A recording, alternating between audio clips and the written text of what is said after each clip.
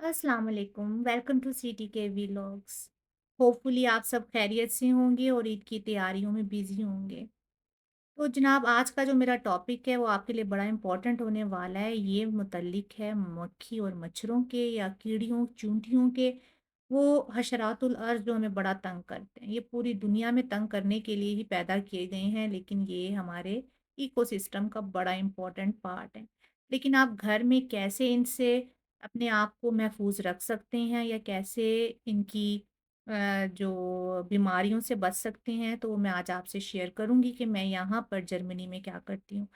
तो ऐसे है कि 2 कुदरती टोटके मैं आपसे शेयर करने जा रही हूँ। एक लेमन और लौंग का है और ये बहुत ज़्यादा इफ़ेक्टिव है। ये आपके घर के अंदर फ्रेशनेस भी लेकर आएगा। आपको पता है कि लौंग के अंदर बड़े एसेंशियल ऑयल्स होते हैं, जो हम अपने खानों में तो इस्तेमाल करते ही हैं, लेकिन ये एसेंशियल ऑयल्स अगर आप थोड़ी देर के लिए पड़े रहने दें ना एसिडिक एनवायरनमेंट के अंदर, तो ये एक खुशबू रिलीज़ करते हैं, जो कि उन एरिसोल से बहुत बेहतर है जो आप अपने घरों के अंदर स्प्रे के तौर पर इस्तेमाल करते हैं या एयर फ्रेशनर के तौर पर इस्तेमाल करते हैं।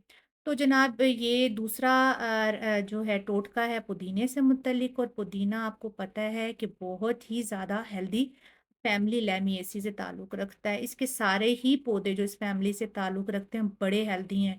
जिसमें तुलसी, लिवेंडर, अजवाइन, न्याज़बो, रोज़मेरी शामिल हैं। आप इनको क्या कर सकते हैं, आप इनको लेकर पानी के अंदर अपने छोटे-छोटे से गिलासों में डालकर कमरों में रख सकते हैं, ड्राइंग रूम में रख सकते हैं।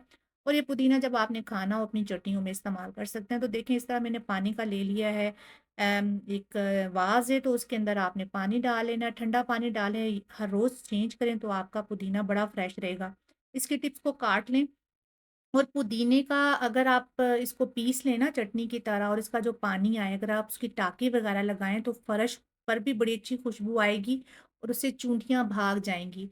पुदीने को अगर आप अपने गार्डन के अंदर काश्त करेंगे या बालकॉन के अंदर, सहन के अंदर, जहाँ पर भी जगह मिले, तो आपको जो है मलेरिया, डेंगू इनके मच्छरों से भी निजात मिलेगी। क्योंकि इसकी इतनी तेज़ खुशबू होती है जो कि इस तरह के इंसेक्ट्स को पसंद नहीं होता है। इसलिए ये आपके माहौल को बहुत हेल्दी करने में हेल्प कर सकते हैं अगर आप चाहें तो।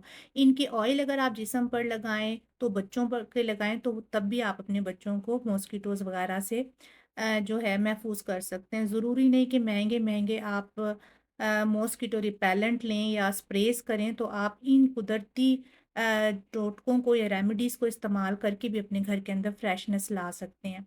तो और पुदीने का पानी घर में टाँकियों में इस्तेमाल कीजिए। इसके ऑयल्स वग़ैरह आप अपने घर में इस्तेमाल कीजिए और इनको पानी में करके जो है आप अपने घरों के अंदर, कमरों के अंदर रखिए, तो ये बड़े आज़मूदा मेरे टोटके हैं।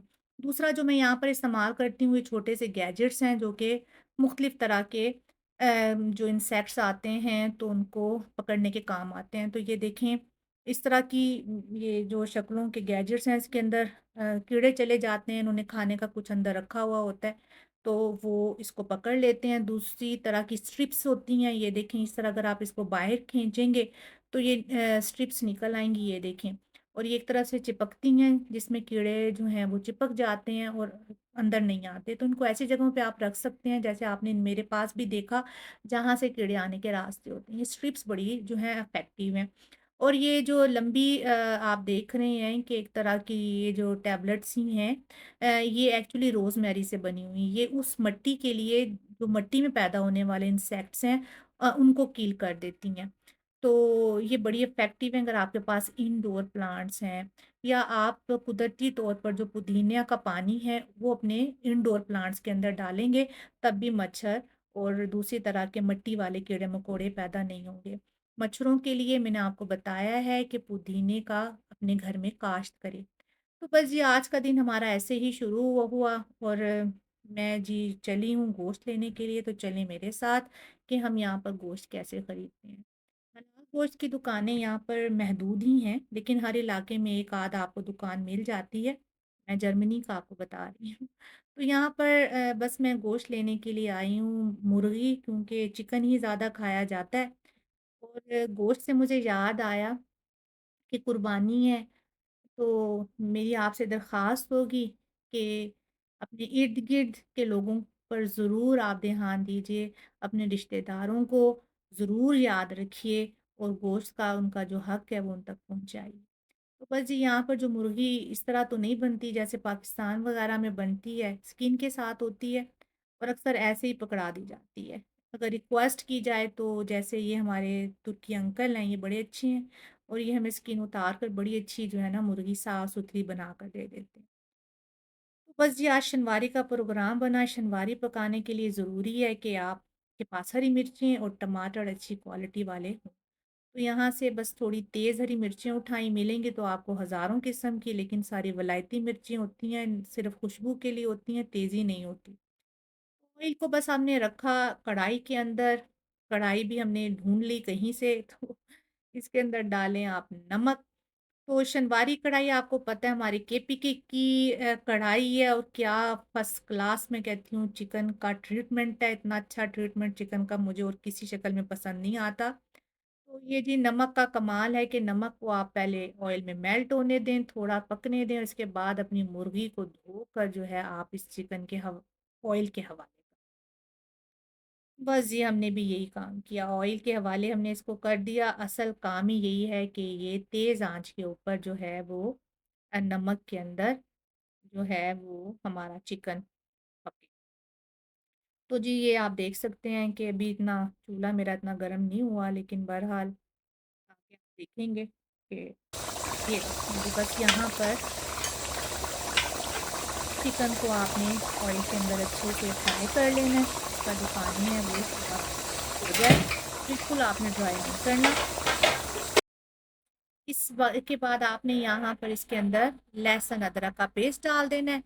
बस यही वाही चीज़ है जो इसके अंदर इस्तेमाल होती है। प्याज़ों का इस्तेमाल शनवारी के अंदर नहीं होता और किसी कढ़ाई में होता होगा। शनवारी चूँकि केपीके के कबीले शनवारी की कढ़ाई है, तो जितना मुझे पता है जी उसके अंदर हम यहाँ पर प्याज़ों का इस्तेमाल नहीं करते हैं। तो यहाँ पे लहसुन अदरक आपने डालना है और इसको फिर आपने फ्राई कर लेना है। और यहाँ पर आपने इसमें ज़्यादा मसाले इस्तेमाल नहीं होते, खाली हल्दी, नमक और ये कुटी हुई मिर्च, कुटा हुआ धनिया, कुटा हुआ ज़ीरा, आपने यहाँ पर खाली ये 4 मसाले डालने हैं और ये 4 मसाले डालकर आपने फिर इसको अच्छा-सा मिक्स कर लेना है। किसी ज़माने में हमारे पंजाब में खाली जो है वो चिकन का जो है मुर्गी का सालन बनता था या भुनी हुई मुर्गी बनती थी। लेकिन जितना जदीद दौर आ रहा है, हर चीज़ जो है वो ग्लोबलाइज़ हो गई, एक विलेज बन गई है। हर कोई हर जगह पर बैठा हर चीज़ पका सकता है। तो यकीनन आप सबको भी आती होगी। तो ये बस मैं आपसे इसलिए शेयर कर रही हूँ कि मेरी फ़ेवरेट कढ़ाई है, आप अपनी कढ़ाई इस पर इसको स्टेज पर ज़रूर ट्राई टमाटर करें को मटन ढक के अंदर। दें। तो बस जी 5 बड़े-बड़े टमाटर मैंने काटे और इसके अंदर इस तरह सजा दिए ताकि आप इसका बाद में छिलका उतार सकें। तो इसलिए इस शक्ल में काट के उल्टा करके रख दी हैं ताकि थोड़ी देर में जो है हम इसके छिलकों को अलहदा कर दें। इसमें आप हरी मिर्चें डाल दें ताकि हरी मिर्ची का अरोमा भी इसके अंदर इसको ढक दें। इसके बाद इसका जो ये छिलका है ना वो आप उतार दें। बड़े सख्त किस्म के यहाँ पर टमाटर थे, हमारे देसी टमाटर जो कि बहुत जल्दी गल जाया करते थे, ऐसे नहीं थे, काफ़ी इन्होंने टाइम लिया। तो इसके बाद बस आपने टमाटरों को कोशिश करनी है कि स्टेज पर ले आएँ कि वो बिल्कुल नरम हो जाएँ। मिक्स कर लें और इसको अच्छी तरह से भून लें। इसके बाद जो एक्स्ट्रा ऑयल है वो आप निकाल लीजिए और ये ऑयल आप बाद में किसी और खाने में इस्तेमाल कर सकते हैं। ये देखिए मैंने जितना भी एक्स्ट्रा ऑयल था मैंने यहाँ पर निकाल लिया है और इसके बाद जो है आपने बस इसके अंदर हल्का सा मिक्स करना है हल्के हाथ से। देखें जी चिकन भी अच्छे से भून चुका था, इतने सारे टमाटर कहाँ गए कोई पता नहीं। बहरहाल जिस कढ़ाई की खुशबू ने जो है ना पूरी मेरी बिल्डिंग को महकाया हुआ था और हम सब जो है बस इसके बनने का इंतज़ार कर रहे थे। इसमें इतना टाइम खैर वैसे लगा नहीं। यहाँ इस स्टेज पर आप जो है पानी के बगैर कोई भी क्रीमी योगर्ट डाल दें। घी थोड़ा-सा आपको 2 से 3 चम्मच यहाँ पर डाल दें, ताकि इसका ज़रा थोड़ा-सा खटास आ जाए, क्रीमी टेक्सचर आ जाए। इसके बाद पिसा हुआ जो ज़ीरा है पिसा भुना हुआ ज़ीरा, वो डाल दें। मक्खन की मैंने एक छोटी-सी इसमें टिक्की डाल दी, ताकि इसमें अच्छा देसी टच आ जाए। तो ये देखिए जी, क्या मज़े की जी कढ़ाई बनी है कि मैं आपको क्या बताऊँ। खूब इसमें आप देखें मिसाले हैं, खुशबू हैं। इसके बाद बस गार्निश आपने इसको अदरक के साथ कर देना है। इसमें कटी हुई अदरक डालें, कटी हुई हरी मिर्च डालें, कटा हुआ धनिया डालें और देखें जी कितनी खूबसूरत सज बन गई है। असल चीज़ ये है कि आपने कितनी मोहब्बत से बनाई है और उससे भी बढ़कर ये चीज़ है कि कितनी मोहब्बत से खिलाई है। तो खुशियों में, दुआओं में याद रखिए, अपनी फैमिली को खिलाइए, खुद खाइए, खुश रहिए। अल्लाह मियाँ इस ईद को हम सब के लिए बाइस बरकत साबित करे। अगली व्लॉग तक इजाज़त दीजिए। अल्लाह हाफ़िज़।